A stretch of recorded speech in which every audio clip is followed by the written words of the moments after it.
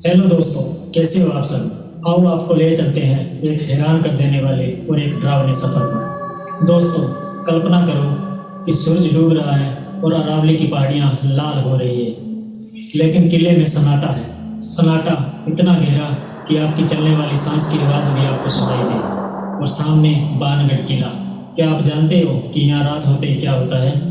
चारों तरफ खंडर, टूटे हुए महल और एक औरत के रोने की आवाज, बचा लो, बचा लो, बचा लो। ये कोई कहानी नहीं दोस्तों, ये है भानगढ़ का किला, भारत का सबसे हॉन्टेड किला। दोस्तों, जहाँ एएसआई ने खुद बोर्ड लगाया है कि सूरज छिपने के बाद और सूरज उगने से पहले यहाँ पे प्रवेश करना सख्त मना है। क्यों? क्योंकि यहाँ रातें होते ही आत्माएं जाग जाती है और जो यहाँ पर रात गुजारने गए वो आज तक वापस नहीं लौटे। अगर आपका दिल मजबूत है तो सुनो, पर लाइट ऑफ करके नहीं और अकेले कमरे में नहीं। दोस्तों, इस किले की बात करें तो इसका निर्माण 1573 में आमेर के राजा भगवंत दास ने अपने बेटे माधो सिंह के लिए एक भव्य महल बनवाया। इस किले में महल, बाजार, मंदिर, हनुमान, गोपीनाथ, सोमेश्वर सब कुछ था दोस्तों। हजारों लोग रहते थे बड़ी खुशहाल जिंदगी के साथ। लेकिन 1720 के अंदर सब खत्म हो गया। क्यों? इसकी सिर्फ दो बड़ी वजह बताई जाती है, दो बहुत बड़े शराब। पहला शराब साधु बालनाथ का। यह किला बनने से पहले दोस्तों इस जगह को साधु बालनाथ का तपस्या स्थल बोला जाता है। और किला बनने से पहले साधु बालूनाथ ने भगवंत दास को बोला था कि तुम्हारी महलों की छाया मेरे घर पे नहीं पड़नी चाहिए।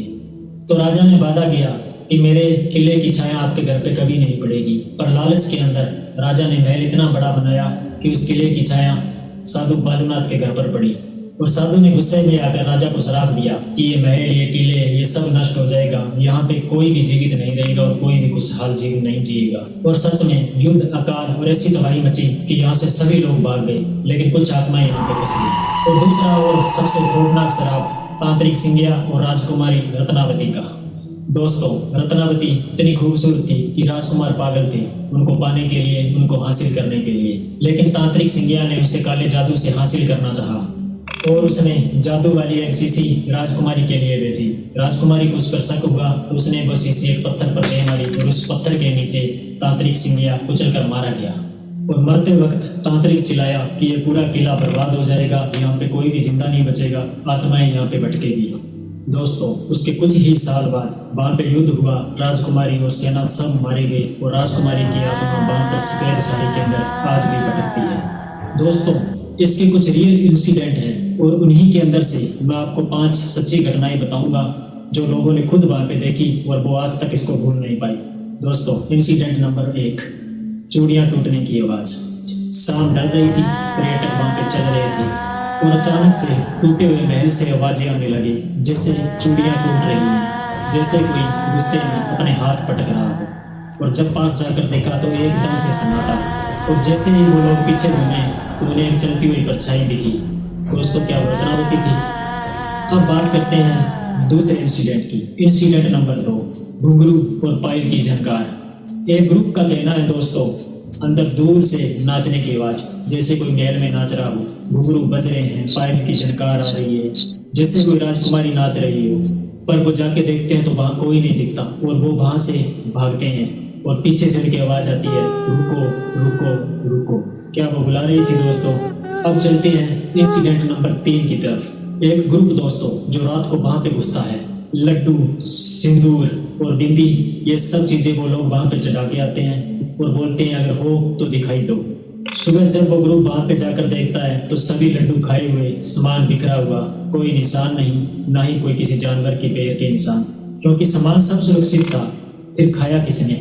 दोस्तों, अब चलते हैं इंसिडेंट नंबर 4 की ओर। बंद कमरे में एक बच्चे के रोने की आवाज। पुराने कमरे में एक बच्चा बैठा है, वो भी बिल्कुल अकेला। ना उस कमरे में कोई खिड़की, ना उस कमरे में कोई दरवाजा। पास गए तो बच्चा गायब। बाद में पता चला कि वो कमरा तो सदियों से बंद है। तो दोस्तों, वो कौन था? इंसिडेंट नंबर 5, मौत का श्राप। 3 दोस्त वहां पे रात गुजारने के लिए गए। पता नहीं कैसे एक दोस्त उस कुएं के अंदर गिरा।